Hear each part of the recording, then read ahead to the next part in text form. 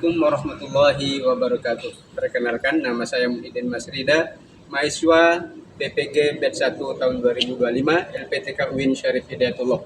Pada kesempatan kali ini saya akan mempresentasikan video pembelajaran yang berbasis pembelajaran based learning pada modul ajar kelas 10 PAI bab 10 tentang peran dan metode Wali Songo dalam penyebaran agama Islam di Indonesia. Selamat menyaksikan. Wassalamualaikum warahmatullahi wabarakatuh. Assalamualaikum warahmatullahi wabarakatuh. Assalamualaikum warahmatullahi wabarakatuh. Waalaikumsalam warahmatullahi wabarakatuh. Sebelum memulai pembelajaran kita pada hari ini, marilah kita berdoa kepada Allah Subhanahu wa taala, memohon dan berharap agar pembelajaran hari ini berjalan dengan baik dan lancar dan kita mendapatkan ilmu yang bermanfaat. A'udzu billahi minasyaitonir rajim. Bismillahirrahmanirrahim. Rabbi zidni ilman nafi'a warzuqni fahman wasi'an. Rabbi shrah li sadri wa yassir li amri wa hlul 'uqdatam min lisani yafqahu qawli. Apa kabar semuanya? Baik. Baik. Sudah sarapan semua? Alhamdulillah, hamdan thayyiban katsiran mubarakan fihi. Wassalatu wassalamu ala Rasulillah wa ala alihi wa sahbihi wa mawala. Apakah pada hari ini ada yang tidak masuk kelas? Ada.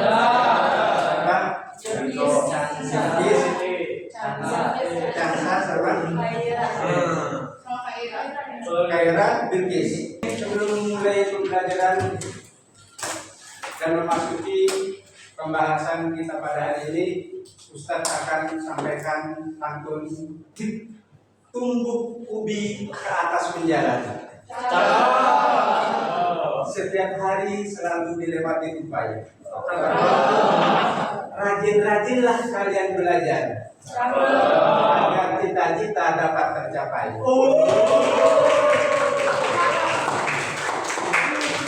Pantun yang kedua, anak ayam jatuh 9, mati 1, tinggal 8.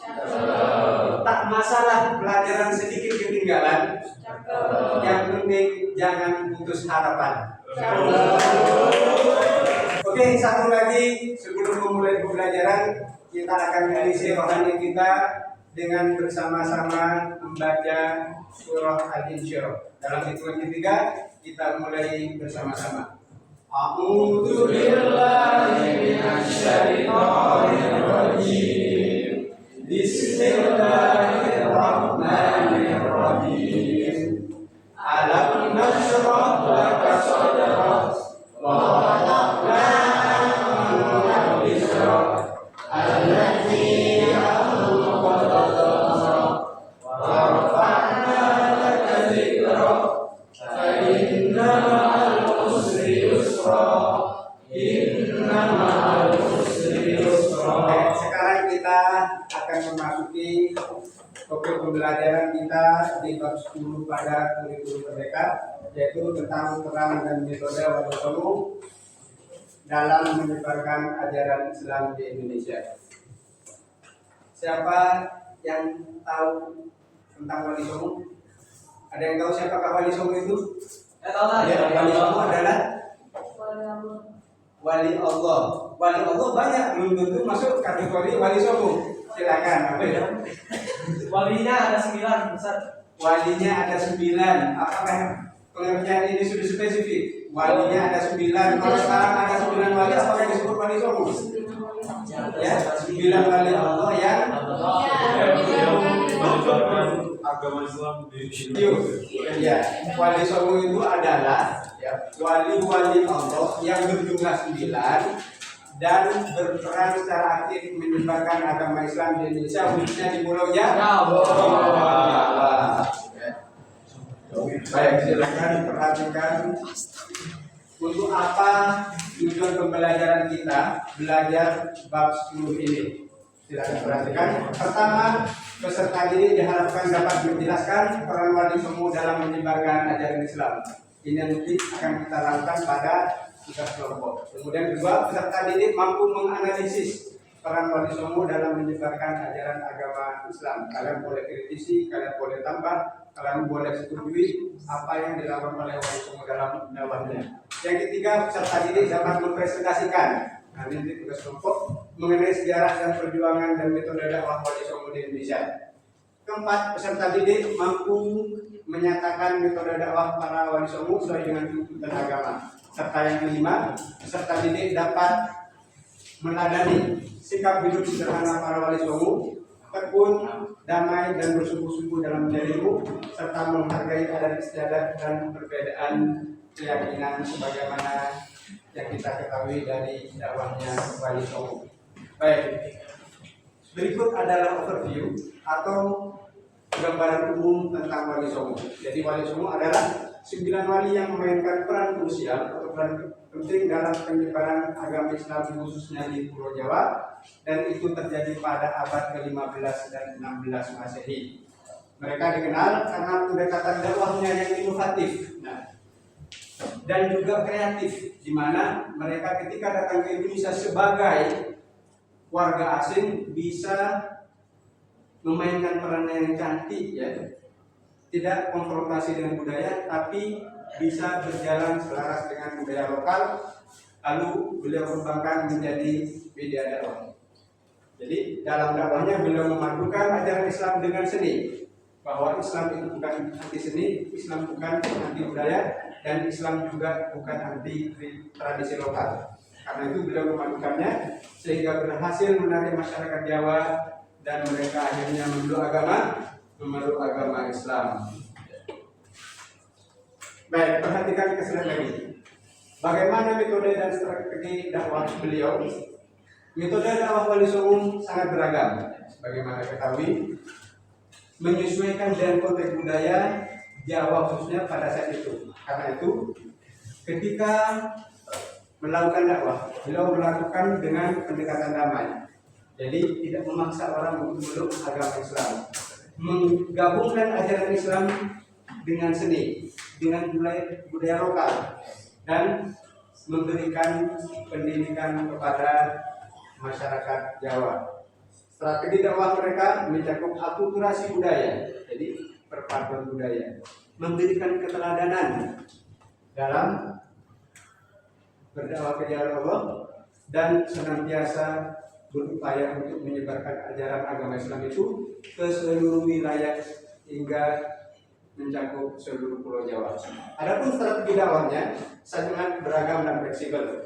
Sama seperti di atas, beliau sangat adaptif menyesuaikan dengan kondisi sosial budaya masyarakat setempat, dengan berdakwah melalui perdagangan, seni, dan pendidikan. Baik, alhamdulillah kita sudah belajar tentang materi dari peran dan metode dakwah wali songo sampai bagian wali yang kelima, dan sekarang kita akan melaksanakan tugas pembelajaran yang berbasis pada problem based learning atau PBL. Nah, dalam hal ini kalian buat 4 kelompok untuk menjawab permasalahan yang akan disampaikan pada lembar tugas kelompok, kemudian nanti hasilnya dipresentasikan ke depan kelas. Sekarang Ustaz akan bagikan tugasnya dan silakan kalian jawab.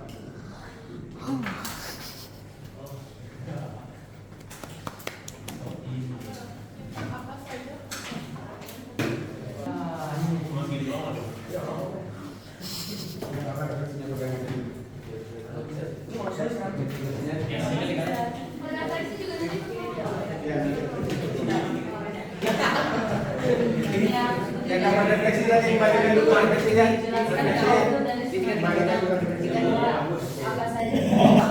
Baik, silakan didiskusikan dengan kelompoknya. Silakan diskusikan dengan kelompoknya untuk menjawab permasalahan tersebut. Kemudian nanti kalian presentasikan. Ustaz berikan waktu maksimal 5 menit. Bikin PPT boleh?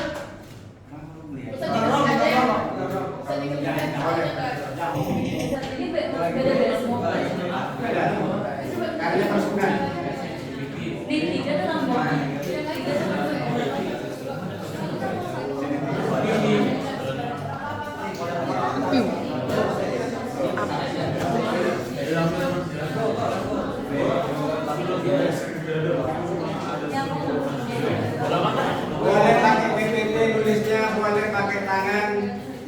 bebas. Yang penting nanti presentasi setiap kelompok maju ke depan presentasi.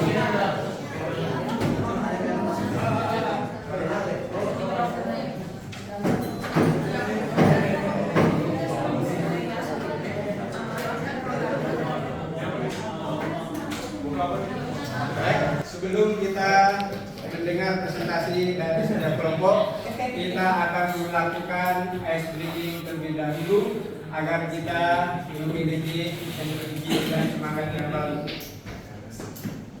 Ice breaking-nya berupa permainan panjang dan pendek, tapi nanti dipraktekkan dengan yang kebalikannya. Misalnya saya bilang begini, ular pendek. Kebalikannya, ular itu aslinya panjang, tapi kebalikannya pendek. Cacing itu pendek, kebalikannya panjang. Berarti nanti disertai dengan gerakan tangan. Jadi kalau saya bilang ular, maka jawabannya pendek. Cacing panjang. Oke, betul? Baik, semuanya harus kompak dan fokus. Ya, nanti siapa yang salah berdiri, silakan perhatikan temannya. Ya, ular pendek. Cacing panjang. Bagaimana gerakannya? Praktekkan. Panjang begini, pendek begini. Oke, ya. Panjang begini, pendek begini. Oke. Ular pendek. Cacing panjang.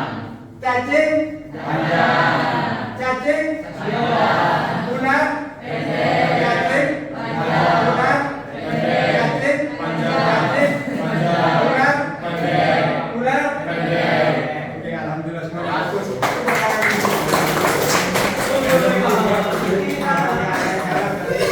Baik, sekarang kita dengarkan presentasi dari kelompok 3 yang sudah selesai terlebih dahulu menjawab. Berikan tepuk tangan untuk kelompok 3.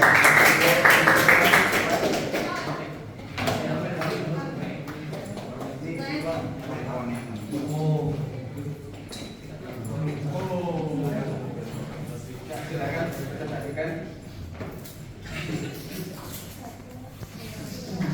Assalamualaikum warahmatullahi wabarakatuh.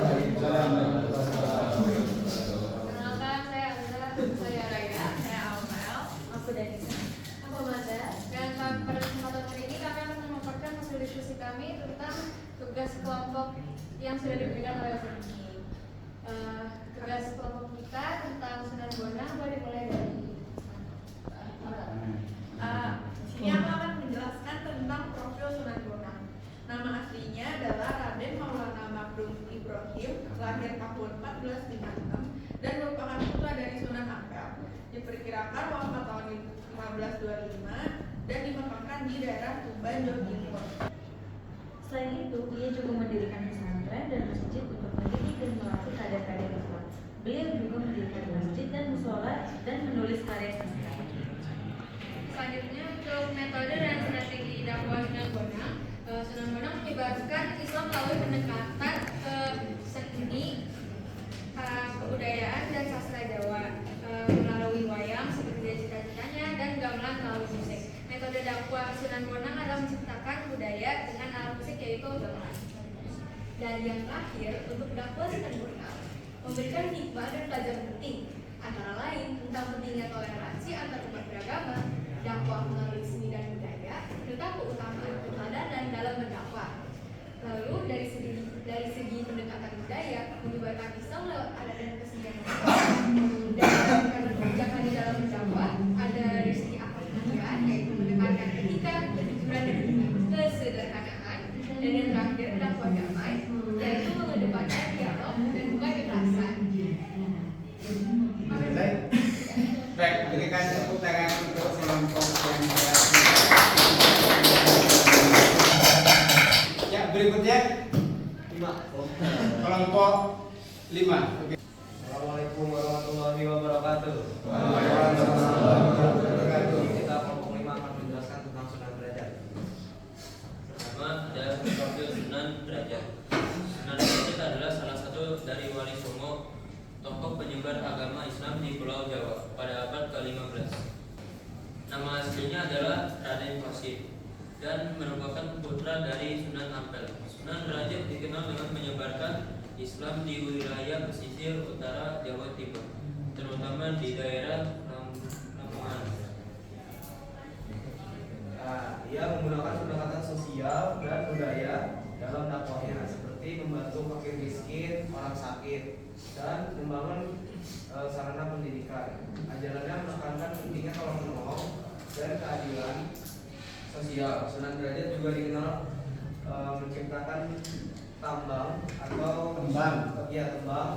atau syair Jawa untuk menyampaikan nilai-nilai Islam secara halus dan mudah dipahami oleh masyarakat. Berikutnya siapa? Berikutnya ada peran-perannya Sunan Derajat. Pertama, ia berdakwah melalui bantuan sosial seperti menolong fakir miskin dan menolong anak-anak yatim. Sedang terakhir bisa kita lihat berada di Ampel Surabaya, di mana ia membangun pesantren untuk menyebarkan dakwah kepada anak-anak muda. Selain itu, beliau juga menyebarkan dakwah dengan cara menjalin kekerabatan dengan masyarakat sekitar yang akan dijelaskan lebih rinci oleh Kabiat. Metode dan strategi Sunan Ampel meliputi menjalin kekerabatan dengan masyarakat, salah satunya berupa melaksanakan pernikahan dengan putri penguasa Majapahit. Beliau juga menggunakan prinsip Mongimo yang berarti tidak melakukan 5 hal tersyarat, yaitu mau ngombe atau tidak mampu, mau main atau tidak berjudi, mau maling atau tidak mencuri, mau padat tak mengonsumsi narkoba, dan mau madon tidak melakukan zina. Terakhir, hikmah dan pelajaran yang bisa kita ambil dari Sunan Ampel adalah salah satu cara beliau dalam mendekati masyarakat, yaitu dengan toleransi, menghilangkan perbedaan, dan menggunakan metode yang dapat diterima. Beliau juga mengajarkan pentingnya menjaga akhlak melalui ajaran Muhammad. Sekian dari kami. Kurang lebihnya mohon maaf. Assalamualaikum warahmatullahi wabarakatuh.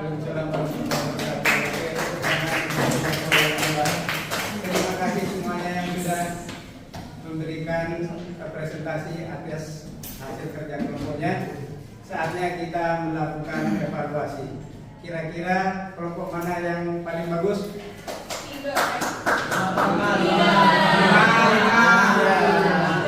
Semuanya mengklaim kelompoknya adalah yang terbaik dan bagus. Tapi semua insya Allah bagus. Tepuk tangan untuk kita.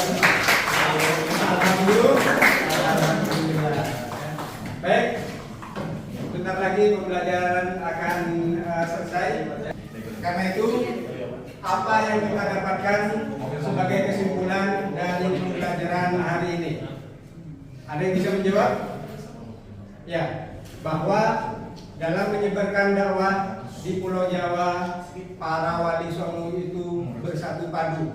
Mereka saling berkoordinasi, saling mengajarkan ilmu agama kepada wali-wali yang lain untuk disebarkan sehingga persatuan mereka menjadi kokoh. Mereka menerapkan banyak metode, banyak strategi yang dapat diterima oleh masyarakat lokal di Pulau Jawa, sehingga orang-orang saat itu merasa tertarik dengan dakwah beliau, kemudian memeluk agama Islam. Alhamdulillah. Semoga saat ini penduduk Muslim menjadi penduduk yang mayoritas di Indonesia. Selanjutnya adalah refleksi. Saya akan membagikan refleksi untuk kalian jawab ya. Ya, kelompok ya bebas ngomongnya ya.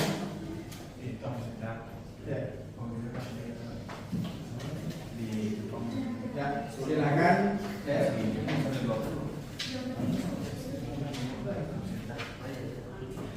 Ya, untuk refleksi ini silakan sampaikan oleh kelompoknya secara lisan saja.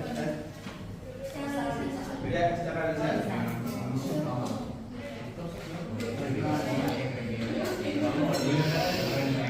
Ya. Apa saja kesan kalian tentang pembelajaran hari ini? Seru. Ya. Apakah cara belajar seperti ini menyenangkan? Apakah dengan cara belajar seperti ini kalian paham? Bagaimana belajar yang menyenangkan menurut kalian? Seperti ini. Artinya menggunakan metode yang variatif dan tidak monoton. Itu pembelajaran berikutnya kita akan melanjutkan pembahasan tentang wali gemuk ini pada wali yang ke-6, ke-7, ke-8 dan ke-9.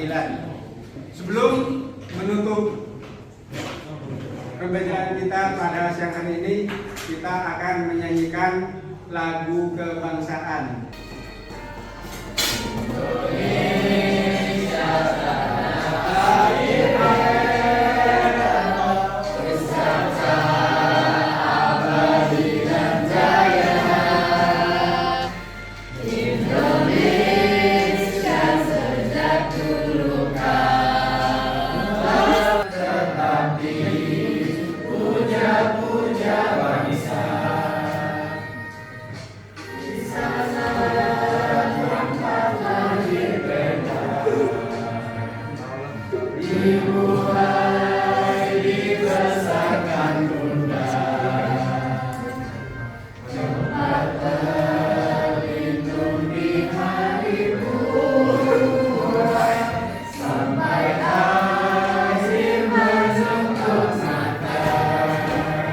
Alhamdulillah pembelajaran hari ini sudah selesai, dan karena itu mari kita tutup dengan berdoa kepada Allah Subhanahu wa taala.